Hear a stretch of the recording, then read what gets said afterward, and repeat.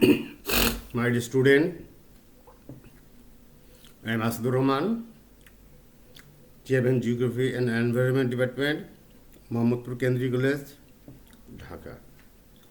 My student, আজকে তোমাদের সাথে এমন একটা বিষয় নিয়ে আলোচনা করব যেটা তোমাদের সিলেবাসের অন্তর্গত নয়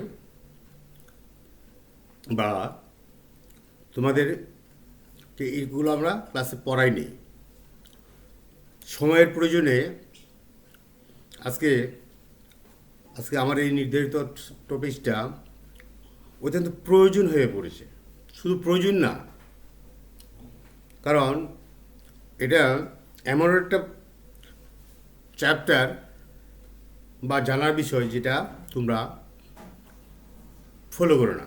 আমি কয়েকটা অ্যাসাইনমেন্ট আমি দেখেছি তোমাদের, আসলে ওগুলো অ্যাসাইনমেন্ট হয় না, বলা যায় না।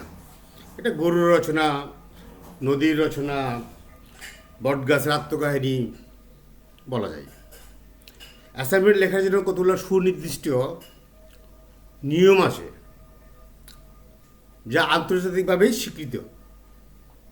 বর্তমানে এই করোনার পিরিয়ডে আজকে অ্যাসাইনমেন্টের উপর নির্ভর করছে তোমাদের পরীক্ষা। যেহেতু তোমাদের পরীক্ষা হচ্ছে না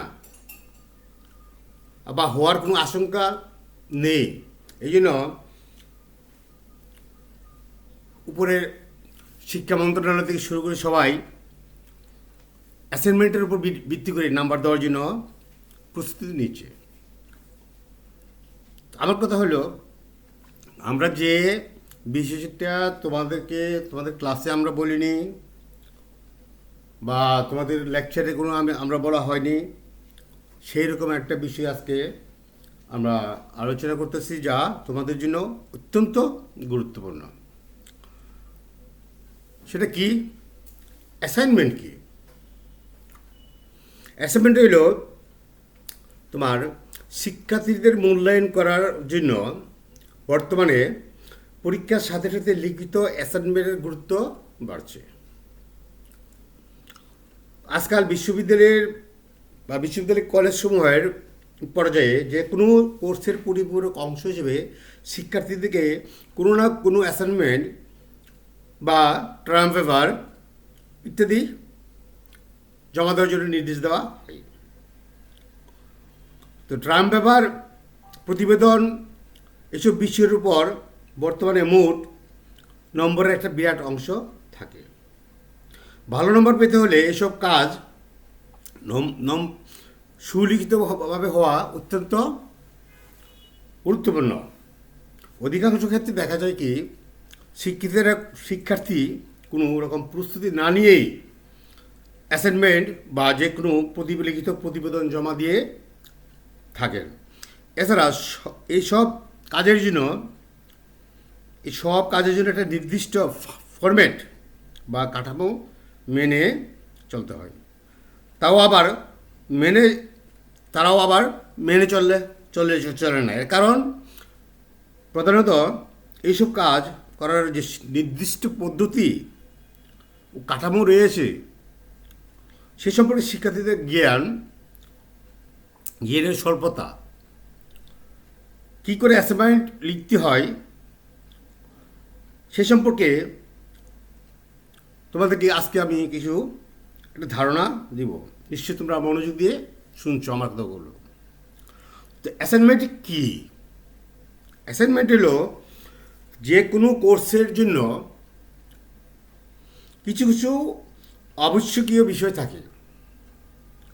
যেমন ওই কোর্সের জন্য কতটা লেকচার প্রয়োজন, কতটা টিউটোরিয়াল ক্লাস প্রয়োজন, কোনো অ্যাসাইনমেন্ট থাকবে কি থাকবে না ইত্যাদি। অ্যাসাইনমেন্ট বা টার্ম পেপার কোর্সের কাজের অংশবিশেষ। নির্দিষ্ট কোর্সের গুরুত্বপূর্ণ বিষয়গুলো অ্যাসাইনমেন্টের নম্বরে ঠিক করা হয়, অথবা শিক্ষার্থী কতগুলো বিষয় নিয়ে এই বিষয়টি পছন্দ করে নিতে বলা হয়। বিষয়গুলি ক্লাসে পড়ানো হতে পারে, আবার নাও হতে পারে। তার কারণে কি কলেজে ক্লাসে বিষয়গুলি আমরা অনেক সময় দেখা যায় কি যে তোমাদের সিলেবাস, সেই সিলেবাস আমরা সঠিকভাবে তোমার ক্লাসে পড়াতে পারি না, সময় হয় না।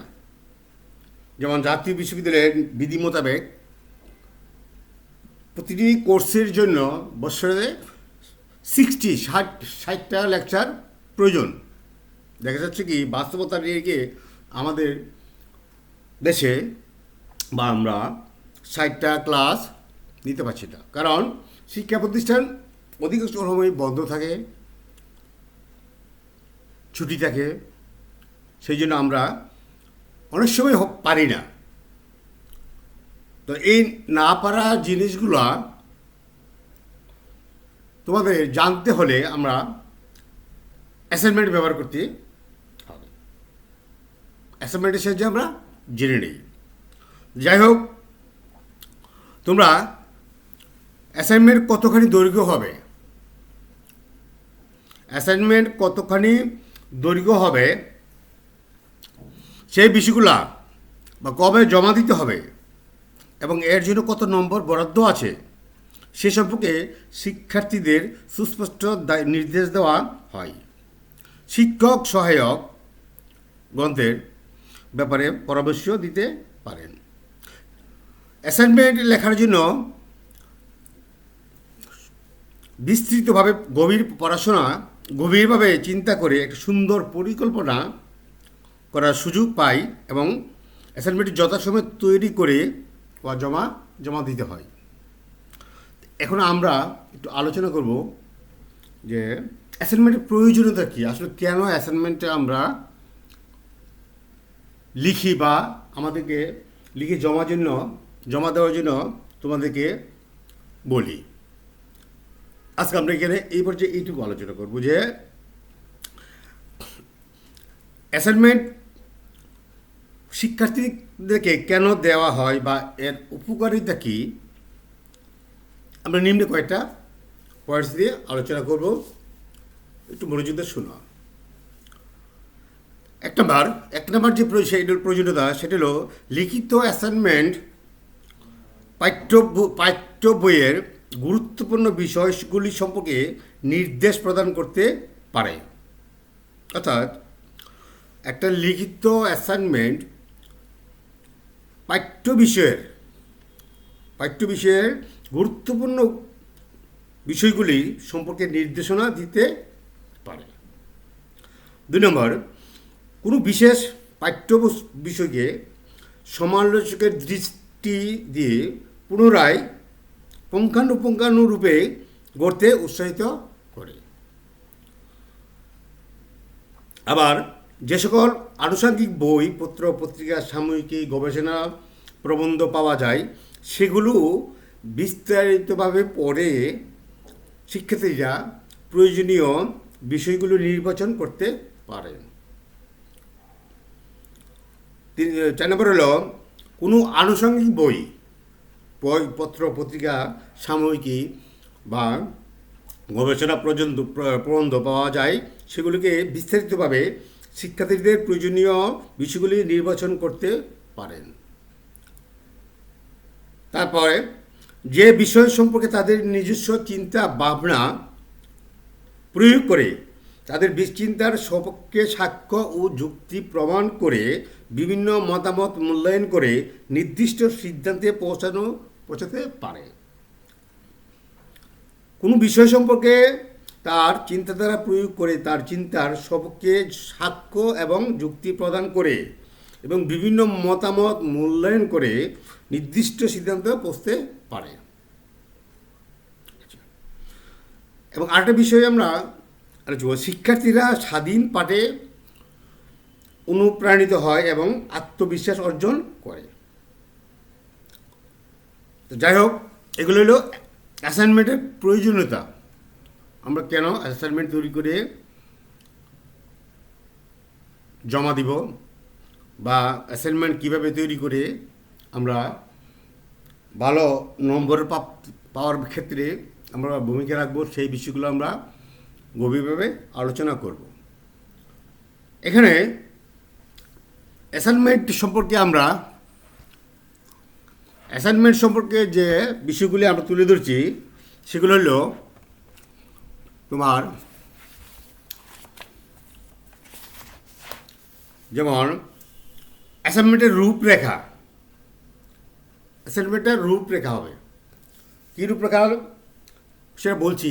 তোমরা যে অ্যাসাইনমেন্টগুলো লিখে আমাদের কাছে পাঠাও, সে অ্যাসাইনমেন্টগুলার কোনো ধরাবাঁধা কোনো নিয়ম নাই। দেখতে পেয়েছি আমি অ্যাসাইনমেন্টগুলো আমি পড়ে করছি, তোমাদের মনে যা আসছে তাই যে লিখেছ, নিয়ম কানুনের কোনো বালাই নাই। অ্যাসাইনমেন্ট কীভাবে তৈরি করতে হয় ওটা তোমরা জানো না। আর অ্যাসাইনমেন্ট, একটা ভালো অ্যাসাইনমেন্ট করতে গেলে অ্যাসাইনমেন্টে কী কী লিখতে হলে অ্যাসাইনমেন্টের বৈশিষ্ট্যগুলো কী কী থাকতে হয়, শুধু ওই এই বিষয়ের উপরে অ্যাসাইনমেন্ট আমরা নির্দেশ দিলাম, এই বিষয়ের উপর তোমরা অ্যাসাইনমেন্ট করো। আর আমরা এই বিষয়ের উপর কীভাবে অ্যাসাইনমেন্ট করার জন্য তোমাদেরকে আমরা কৌশলগুলা আমরা জানিয়ে দিব না, তাহলে সেই অ্যাসাইনমেন্ট সম্পর্কে তোমরা ভালোভাবে লিখতে পারবে না। মনে যা আসে তাই লিখবে, অর্থাৎ তোমার গরুর রচনার মতো হয়ে যাবে। রচনা আর অ্যাসাইনমেন্ট এক কথা না, অনেক ডিফারেন্স। তো অ্যাসাইনমেন্ট কতগুলো বৈশিষ্ট্য আছে, প্রয়োজনীয়তা কী, তারপরে অ্যাসাইনমেন্টের রূপরেখা কী, এগুলো তোমাদের জানতে হবে। আর তখনই এই বিষয়ের উপর তোমরা ভালো একটা অ্যাসাইনমেন্ট তৈরি করতে পারবে। কারণ অ্যাসাইনমেন্টের উপরেই নির্ভর করছে তোমাদের ফলাফল, নম্বর প্রাপ্তি। কারণ একজন শিক্ষক তোমাদেরকে দেখে বা তোমার নাম জেনে নম্বর দেন না।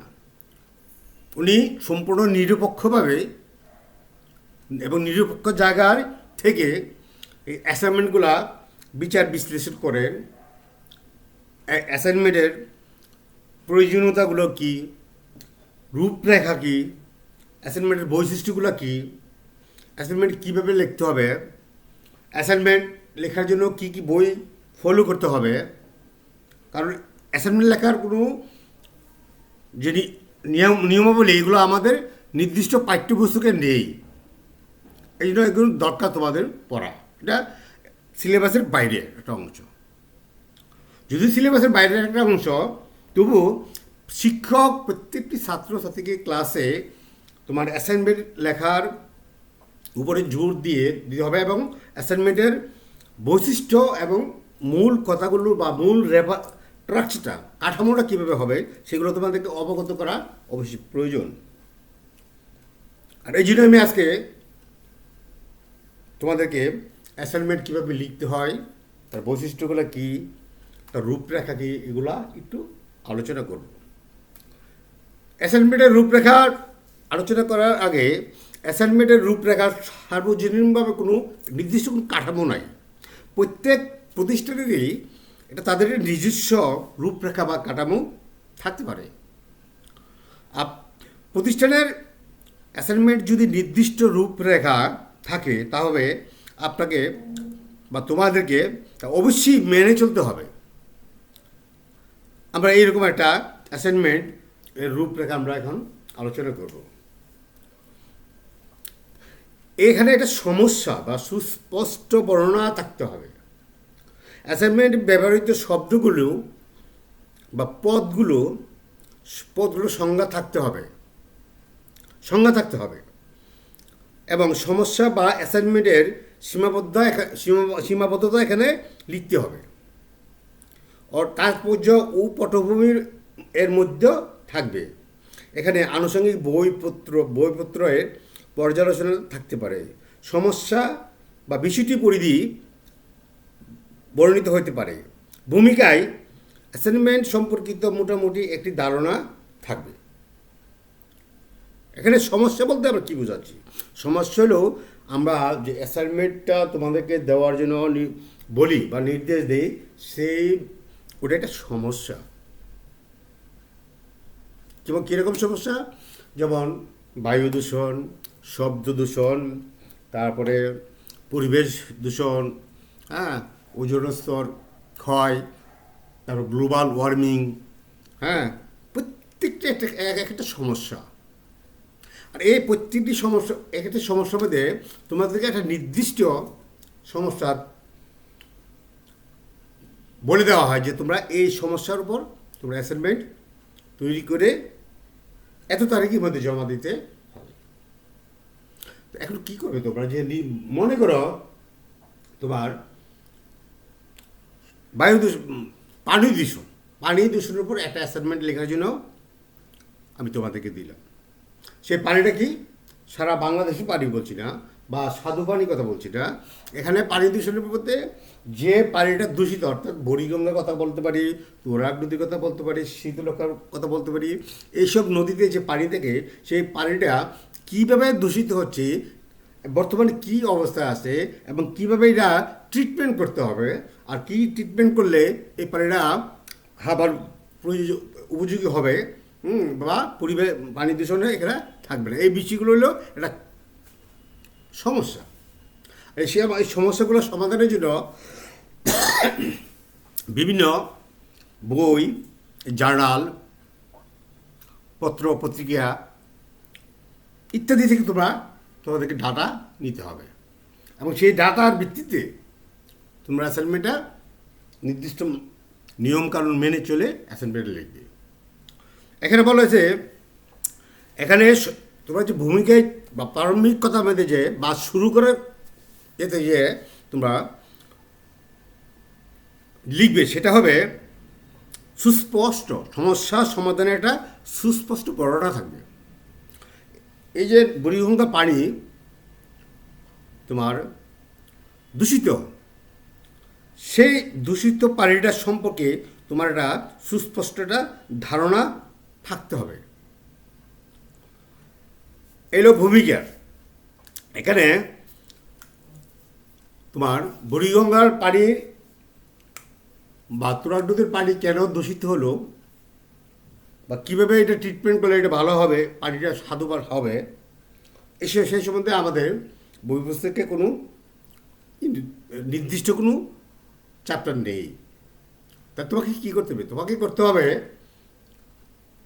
পত্র পত্রিকা, জার্নাল ইত্যাদি যে ইনফরমেশনগুলো আছে, সেই ইনফরমেশনগুলোর আলোকে তোমরা এই অ্যাসাইনমেন্টটা তৈরি করবে। তা আমরা অ্যাসাইনমেন্ট তৈরি করার জন্য আমাদের মোটামুটি 3টা রূপরেখা অবশ্যই মেনে চলতে হবে। আর 3টা রূপরেখার যদি কোনো একটা পয়েন্টস বাদ যায়, তাহলে সেটা অ্যাসাইনমেন্ট হবে না। 3টা রূপরেখা অবশ্যই মেনে চলতে হবে। যেমন ভূমিকা বা প্রারম্ভিক বক্তব্য বা সূচনা বক্তব্য, এই লেখার সূচনাতে তুমি কী সম্বন্ধে লিখছ সেটা একটা স্পষ্ট সুস্পষ্ট বর্ণনা থাকতে হবে। অ্যাসাইনমেন্টে ব্যবহৃত প্রতিটি শব্দ বা পদেরগুলোর সংজ্ঞা থাকতে হবে। অর্থাৎ আমি অ্যাসাইনমেন্টটা লিখতে গিয়ে যেগুলো যে সংজ্ঞা মানে যে শব্দগুলো ব্যবহার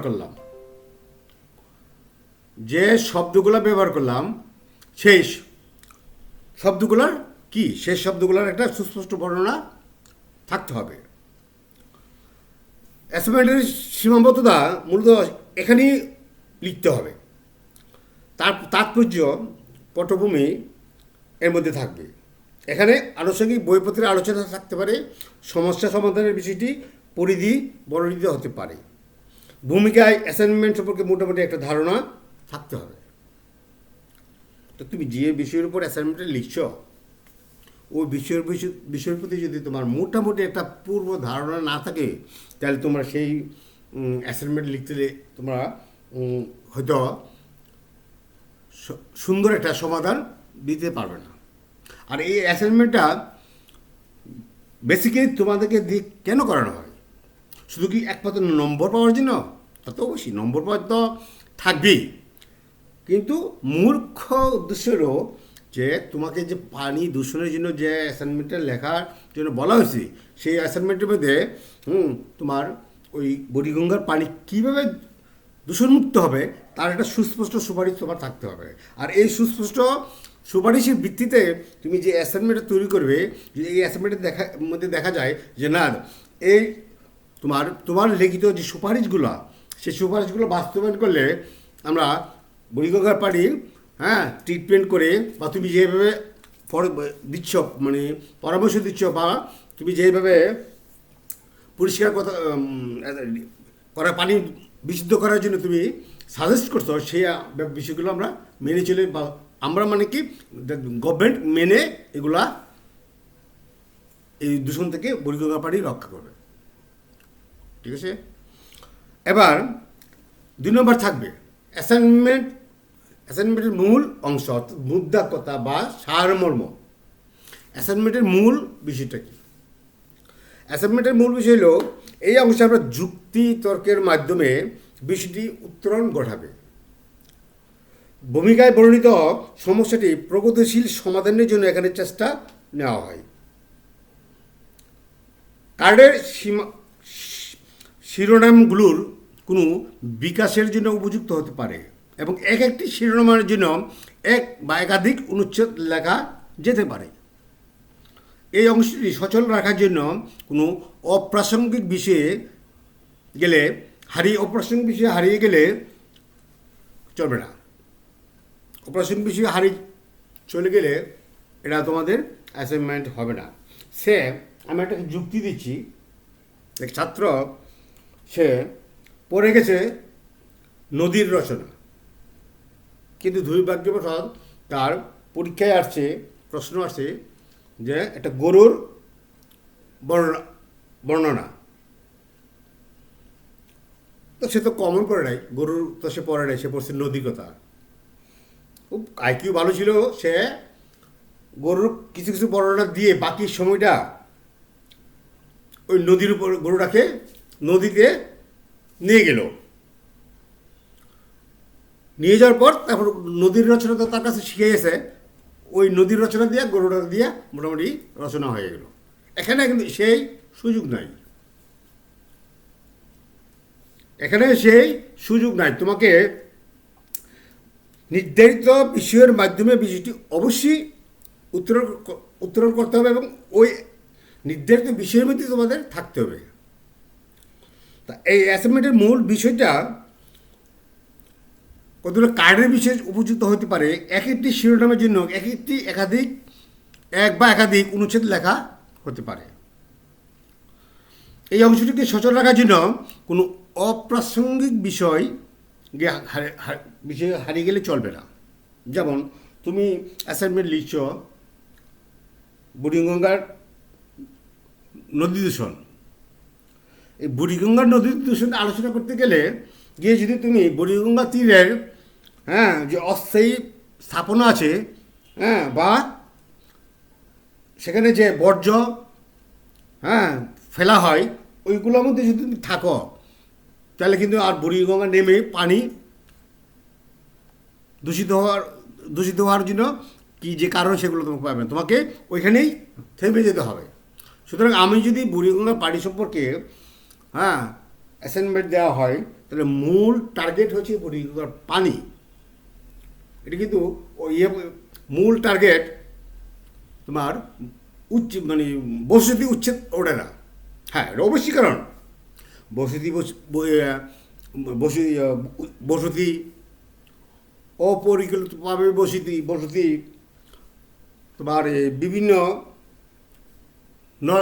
বিষাক্ত বর্জ্য নদীতে ফেলা, এগুলো কারণ, এগুলো একটি কারণ, কিন্তু মূল বিষয় না। মূল বিষয় হলো ওই বুড়িগঙ্গার পানি, তাই না? আচ্ছা, তাহলে আমরা 2টা গেলাম। আর লাস্টে আমরা যেটা লিখবো উপসংহার বা শেষ কথা, বা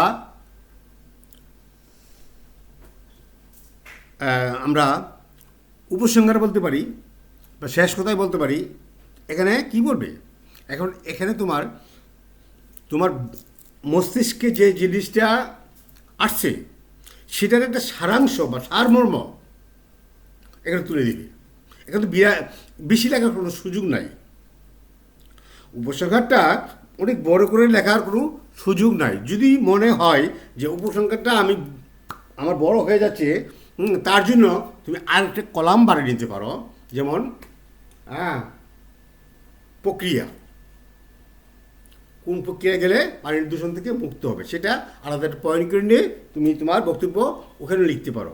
কিন্তু সারাংশ যে কথাগুলো, এই সারাংশের মধ্যে যে কথাগুলো থাকবে সেটা থাকবে তোমার কি, সেটা থাকবে তোমার মূল কথা, মূল চুম্বক মুদ্রা কথা। অর্থাৎ তুমি যে এত গবেষণা করেছো, এত লেখাপড়া করেছো, এগুলা করছো, এগুলোর মূল অংশ হইল, মুদ্রা কথা হইল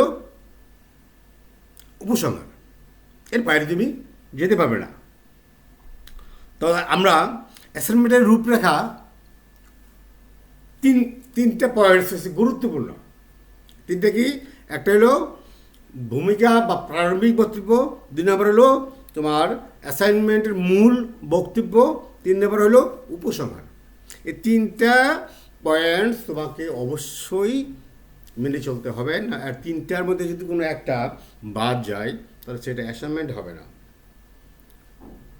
আর তোমরা ভালো নাম্বারও পাবে না। তাইলে আমরা অ্যাসাইনমেন্টের উপর বর্তমানে যে প্যান্ডেমিক পিরিয়ডে তোমাদেরকে সশরীরে ক্লাসে উপস্থিত হয়ে ক্লাস যেহেতু আমরা নিতে পারছি না, এই জন্য আমরা তোমাদেরকে আমরা বাংলাদেশ সরকারের প্রজাতন্ত্রী বাংলাদেশ সরকারের শিক্ষা মন্ত্রণালয়ে আছে, সেই বিভাগ থেকে আমরা মাননীয় মন্ত্রীর যে দিক নির্দেশনা সেইগুলোর মধ্যে আমরা যদি যাই তাহলে আমাদেরকে অ্যাসাইনমেন্টের উপরই গুরুত্ব দিতে হবে। তো যাই হোক, আমরা এই অ্যাসাইনমেন্টের রূপরেখা, প্রয়োজনীয়তা, বৈশিষ্ট্য এগুলো আমরা নিয়ে আলোচনা করেছি। তবে ওগুলো আবার থাকতে হবে। আর কিছু কিছু এই তিনটে হলো মূল জিনিস থাকতে হবে। আর বৈশিষ্ট্যের মধ্যে থাকতে হবে অ্যাসাইনমেন্ট লেখার সময় তোমার 3 ইঞ্চি বাই 5 ইঞ্চি কাগজ বা 5 ইঞ্চি বাই 8 ইঞ্চি কাগজে তোমরা লিখতে পারো। অ্যাসাইনমেন্ট লেখার তোমার কতটুকু অংশ ফাঁকা থাকবে, বাম পাশে কতটুকু অংশ ফাঁকা থাকবে, উপরে কতটুকু অংশ ফাঁকা থাকবে, নিচে কতটুকু অংশ ফাঁকা থাকবে, সেটা অবশ্যই মেনে চলতে হবে। দেখা গেছে যাই দেখি লিখতে লিখতে লিখতে এমনভাবে লেখা শুরু করেছ যে এখানে কাগজের নিচে কোনোরকমভাবে একটা লাইন ঢুকে দিয়েছ, সেটা কিন্তু অ্যাসাইনমেন্ট হবে না, বা অ্যাসাইনমেন্টের ধর্ম না। তো অ্যাসাইনমেন্ট বর্তমানে বিশ্বে, বা আমি মনে করি বিশ্বেরই বা শিক্ষাক্ষেত্রে অ্যাসাইনমেন্ট একটা গুরুত্বপূর্ণ বিষয়। এই বিষয়ে আমাদেরকে নজর দিতে হবে। এই বিষয়ের উপর আমরা গুরুত্ব দিতে হবে, কারণ এই অ্যাসাইনমেন্টের উপর শিক্ষক যে নম্বর দিবেন সেটাই তোমাদের প্রকৃত নম্বর। আশা করি আমরা এই অ্যাসাইনমেন্ট সম্পর্কে কিছু ধারণা পেয়েছি। আর তোমরা যদি কোনো এই বিষয়ে অ্যাসাইনমেন্ট লিখতে গিয়ে কোনো রকম অসুবিধা ফিল করো তাহলে আমাকে স্মরণ করবে, ডিপার্টমেন্টে আসবে। সবাই না, যারা বুঝতে অক্ষম, বুঝতে পারোনি, তারা ডিপার্টমেন্টে আসবে, ফোনে নক করবে, ইত্যাদির মাধ্যমে তোমরা এই অ্যাসাইনমেন্ট লেখার কৌশলটা, সেই কৌশলটা জেনে নেবে। তো যাই হোক, অ্যাসাইনমেন্ট সম্পর্কে আমি ছোট্ট আলোচনা করছি।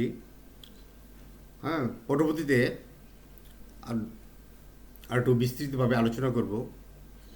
মূলত এই বিষয়গুলো তোমরা আজকে যে ক্লাস করছি বা করছি, আমি জানি এই অ্যাসাইনমেন্ট লেখার উপর যে বই বা অ্যাসাইনমেন্ট লেখার উপর যে গ্রন্থ বা সাময়িকী জার্নাল এগুলোতে নেই, তোমরা পাবে না। আছে, তোমরা হয়তো খুঁজে পাবে না।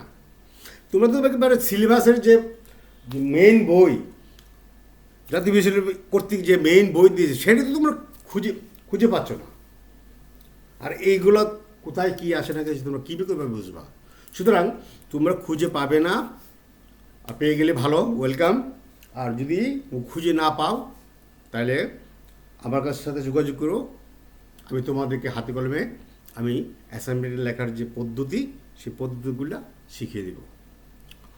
তো যাই হোক, আমি আগামী ক্লাসে তোমাদেরকে আরেকটা এই বিষয়ের উপর আরেকটা লেকচার দিব।